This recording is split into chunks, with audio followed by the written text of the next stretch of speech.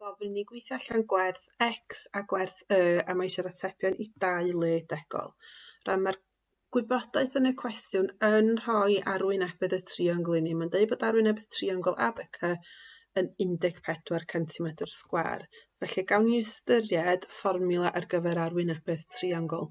Fformula ar gyfer arwynebedd triongl hanner AB sin C, lle mae A a B yn cynrychioli 2 ochr sy'n sownd fe'i gilydd, os liciwch chi, a C wedyn yn cynrychioli yr ongl sy'n rhyngthyn nhw.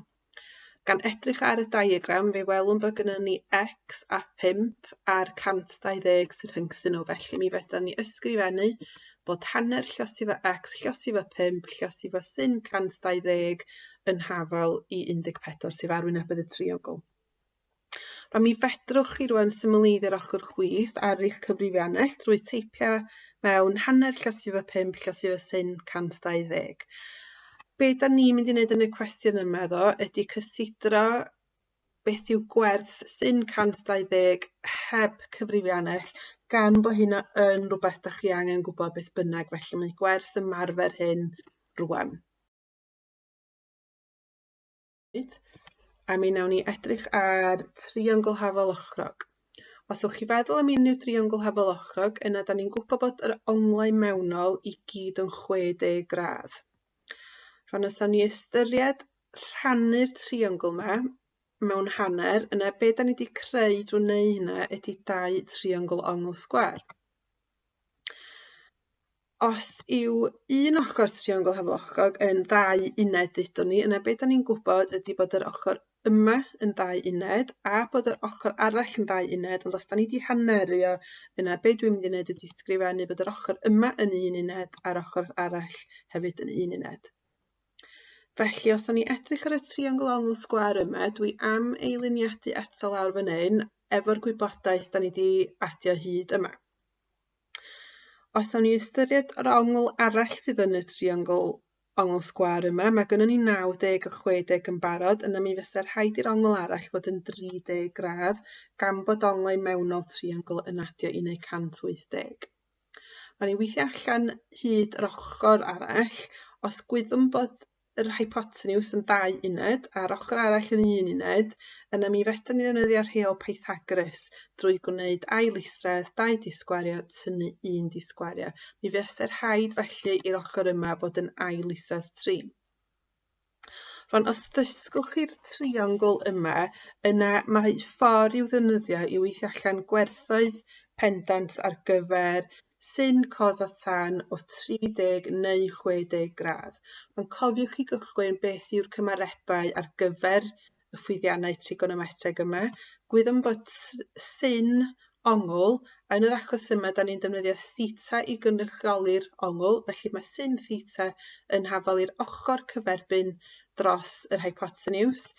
Mae cos theta yn hafal i'r ochr agos dros yr hypotenuse, a mae tan theta yn hafal i'r ochr cyferbyn dros agos. Dwi'n defnyddio ochr ar gyfer ochr cyferbyn a am agos wedyn efo'r hypotenuse, fel bod chi'n gallu defnyddio SOHCAHTOA i helpu chi gofio. Mae lot yn defnyddio hynna. Mae SOHCAHTOA yn ffordd reit handi i gofio yr cymarebau ar gyfer sin, cos a tan. Rwan, os ni felly ystyried beth yw gwerth sin 60 gradd, mi fysa sin 60 yn ail isradd 3 dros 2, sef yr ochr cyferbyn dros yr hypotenuse. Yn yr un ffordd, fedra ni weithio allan cos 60 yn hanner a tan 60 yn ail isradd 3 dros 1, sydd felly yn ail isradd 3. Mi fedra ni hefyd gweithio allan bod sin 30 yn 1 dros 2, hanner, mae cos 30 yn ail isradd 3 dros 2 a mae tan 30 yn 1 dros ail isradd 3. Felly, drwy dysgu'r triongl yma, mi fedrwch chi gael gwerthoedd pendant ar gyfer sin, cos, tan 30 neu 60 gradd.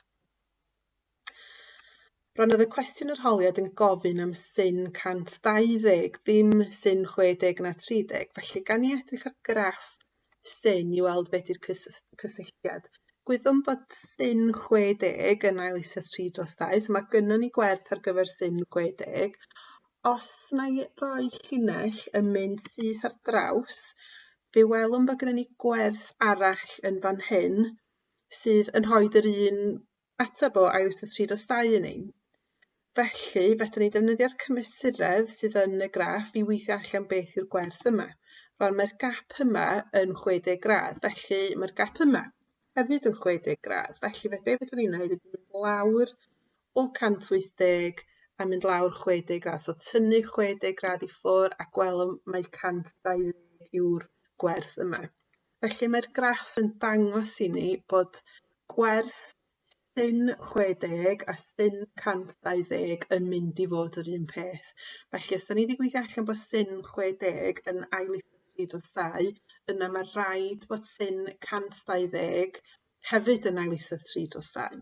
So mae gynnon ni gwerth pendant ar gyfer sin 120. Felly, da ni'n mynd i fynd nôl i'r cwestiwn arholiad rwan.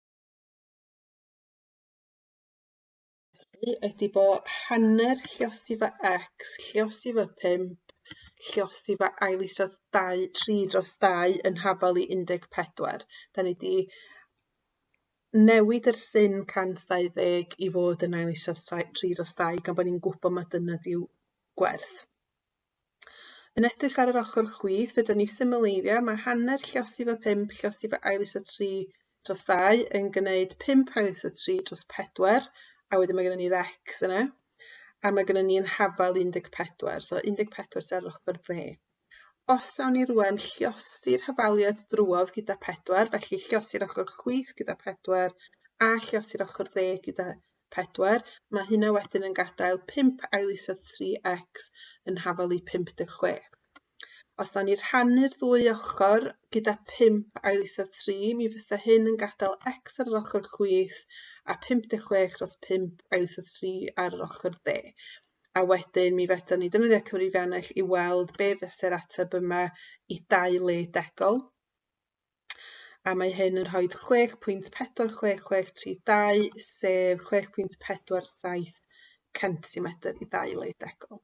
Felly, da ni wedi gweithio allan beth yw gwerth x. Y cam nesaf yw gweithio allan beth yw gwerth y. Fedrwn ni defnyddio'r rheol cos ar gyfer hyn. Mae'r rheol cos yn deitha ni bod a di sgwario yn hafal i b di sgwario plus c di sgwario tynnu 2bc cos a. Rwan, nawn ni ddefnyddio a i gynrychioli yr ochr da ni eisiau gweithio allan, so yn yr achos yma y. A mi fedrwn ni sgwennu b fel 5 di sgwario, b fel 5, sori, c fel 6.47. Dio ddim ots pa trefn da chi rhoi ar b a c, beth sy'n bwysig ydy bod a oedd y. Felly 5 di sgwario adio 6.47 di sgwario tynnu 2 lluosif o 5 lluosif o 6.47 lluosif o cos yr ongl sydd cyferbyn â y, sef 120. Fedrwn ni deipio hyn i gyd mewn cyfrifiannell mewn un go, a wedyn fedrwn ni weithio allan yr ail isradd sydd yn rhoi 9.96 cm i 2 le degol. Felly mae gynnon ni'r atebion. Gan i jyst atgoffa chi unwaith eto fo am y ffaith bod chi angen gwybod gwerthoedd penodol heb cyfrifiannell. Felly, bod ni wedi defnyddio cyfrifiannell yn achos yma, gan i fynd nôl i ystyried cos 120.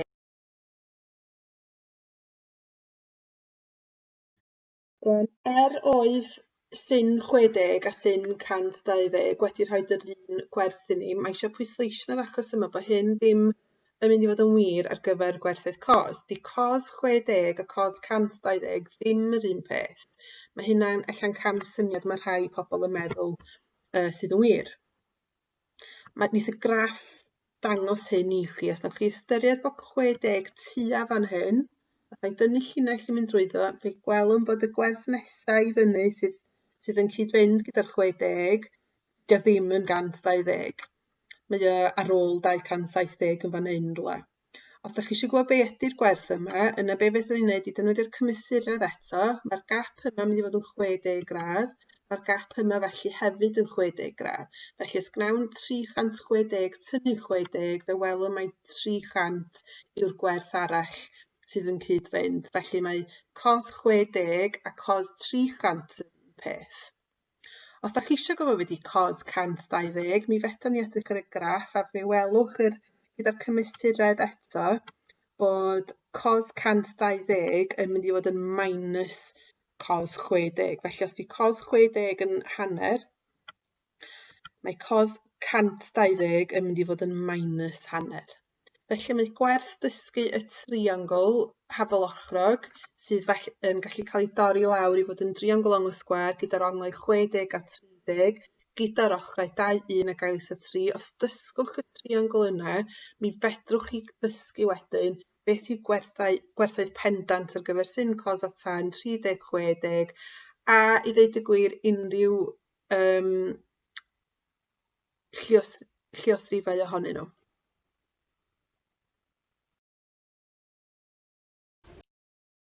Rwy'n mynd i ddangos i chi nawr o lle mae'r rheolau ar gyfer arwynebau triongl. Unrhyw driongl, y rheolau am yr arwynebedd a rheol sin a rheol cos wedi dod. Felly os cymerwn ni linell lawr o'r pigyn ucha, o'r fertig ucha, lawr i'r sail, ar ongl sgwâr a galw fe'n h am uchder, height. So hwnna bydd uchder y triongl.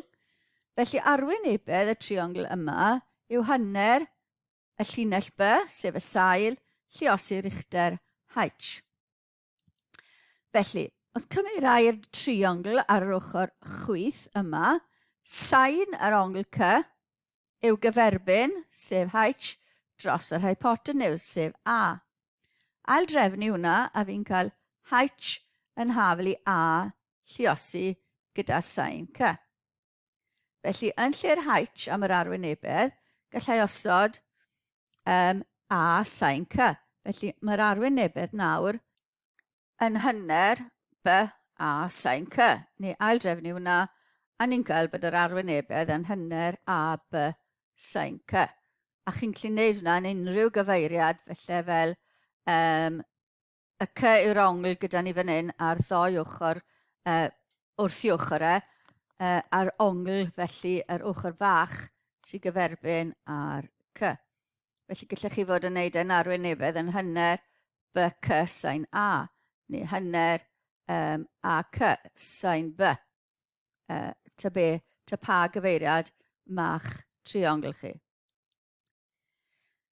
Yr rheol nesaf, ni'n mynd i greu y rheol sin nesaf, dangos chi dyma hwnna wedi dod. Felly unrhyw driongl eto, a yw na fod, a fach.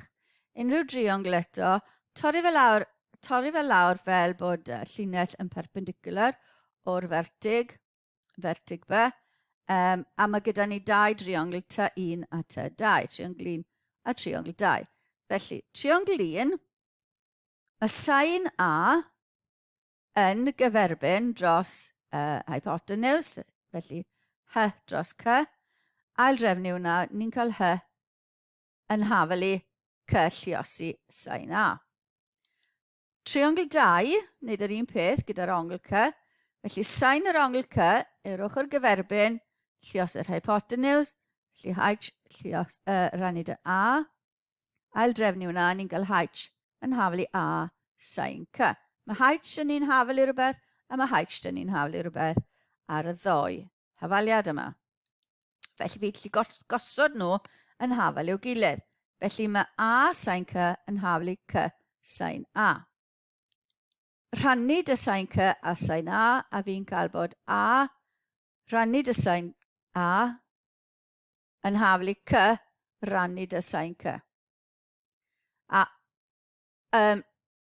gosod y linell yn rhywle gwahanol a byddwn ni'n cael bod B hwnna i gyd yn hafel i B fach dros sin B. Felly mae A dros sin A, C fach dros sin C a B dros sin B yn hafel i'w gilydd. Felly chi'n gallu creu mas o doi par o rain unrhyw hafaliad i ddod o hyd i dim ond bod ydych chi ddau ongl y ddau llinell yn cael i trafod. Hefyd, os ni wedi rhannu dy A a C yn yr hafaliad yma, byddwn ni'n gallu cael yr hafaliad ar gyfer sin, y rheol sin, fel sin A, sin yr ongl dros yr ochr gyferbyn yn hafel i sin B dros B yn hafel i sin C dros C. Felly ddau yna yw rheol sin, a maen nhw'n dod o'r ddwy driongl fach o dynnu gynnau. Y rheol cos, eto, drychwch ar driongl, unrhyw driongl, onglau a by c, ochrau gyferbyn a fach by fach c fach. Tynnu llinell o'r fertig ucha yn perpendicular i linell wilod, triongl 1 a triongl 2. Nawr rwy'n mynd i rhoi, yn lle defnyddio'r ochrau ar H, by ac a H, fi'n mynd i osod gwylod triongl 1 fel x. Felly'r ochr gwylod triongl 2 bydd a, mae gyd yn a minus x, so a minus x yma. Felly o triongl 1, ni'n i ddefnyddio Pythagoras yma. Triongl 1, y hypotenuse di sgwario yw'r ddau fach di sgwario, so mae ddau fach di sgwario, h sgwar plus x sgwar. Triongl 2, felly'r hypotenuse di sgwario, c sgwar, yw h sgwar plus yr ochr arall fyr, sef a minus x i gyd i sgwario. Felly tynnu y triongl y ddau hafaliad yma, felly b sgwar tynnu c sgwar, h sgwar tynnu h sgwar wedi mynd, a x sgwar tynnu a minus x di sgwario. Ehangu'r braced, felly a di sgwario minus 2 waith y canol, minus x, lle os i minus x yn plus x di sgwario. Felly mae'r x sgwar minus popeth yn y braced yma, mae'r x sgwar yn mynd i ddiflannu, a mae gyda fi minus a di sgwario a plus 2a x ar ôl. Cymeryd y c sgwar fel testyn y fformwla, a mynd a sgwar, minus a sgwar, plus 2ax i'r ochr arall gyda'r b sgwar, a fi'n gael bod c sgwar yn hafel i plus a sgwar, plus y b sgwar, minus 2ax. A dyna bron yw'r rheol cos. Felly, mae rhaid i ni gael gwared yr x nawr. Felly, nôl i triongl 1, a cos c, cos yw ochr agos rhannu yr hypotenuse, yw x dros b. Felly, ail drefnu hwnna, mae b neu x yn hafel i b lliosi cos c. Felly, yn lle'r x yn yr hafaliad ein am c sgwar, ni'n mynd i gael c sgwar yn hafel i a sgwar plus b sgwar minus 2a a b cos c yn lle'r x. Na hwnna yw'r rheol cos ar gyfer yr ongl c a'r tri ochr arall. Os y'n ni'n ail drefnu, neu defnyddio un o'r onglau eraill sydd gyda ni, fyna bydden ni'n gallu cael a sgwar yn hafel i b sgwar plus c sgwar minus 2bc cos yr ongl a. Yr ongl gyferbyn yr ochr ni angen dod o hyd iddo. A wedyn ni ar gyfer b sgwar yn hafel i a sgwar plus c sgwar minus 2ac cos b. Felly, ar gyfer y rheol cos, mae angen bod y tri ochr a un ongl yn cael ei ddefnyddio. Ar gyfer y rheol sin, oedd na ddwy ochr a dwy ongl yn cael ei defnyddio. Felly, a dyna chi'r esboniad am sut mae rheol cos wedi dod. Agwedd arall i chi fan hyn nawr, dyma rheol cos gyda yr ochrau a'r onglau sydd gyda ni yma. Y rheol cos, a ni'n defnyddio'r ongl a, sef yr ongl yma, a defnyddio'r mesuriadau yma. Felly fi'n mynd i gallu symud gwerth yr ongl a. Felly, bych chi'n gweld beth sy'n newid gyda ni yma nawr. Felly, mynd i symud yr ongl a. A chi'n gallu gweld y rheol cos yn newid, fel bod yr ochrau a'r ongl yn newid gyda ni. Ond os da fi hwnna nawr, nes bod yr ongl a nawr yn 90 gradd. Felly beth sydd gyda ni fan hyn nawr yw dim ond Pythagoras, achos mae rheol cos yn dweithio ni y gwerthoedd yma, ond mae cos 90 yn 0. Felly, Dwi'n mynd i cael gwared y testyn glas, a dyma beth sy'n ar ôl dyn ni. Yr agweddau Pythagoras sy'n ar ôl wrth wneud yr ongl sy'n yr rheol cos i fynd i 90. Felly dangos i chi bod y rheol Pythagoras yn math arbennig o'r rheol cos. A dyna oedd prawf y rheol cos gyda ni yma. Felly, chi gael gweld agweddau gwahanol ar y gwaith yma.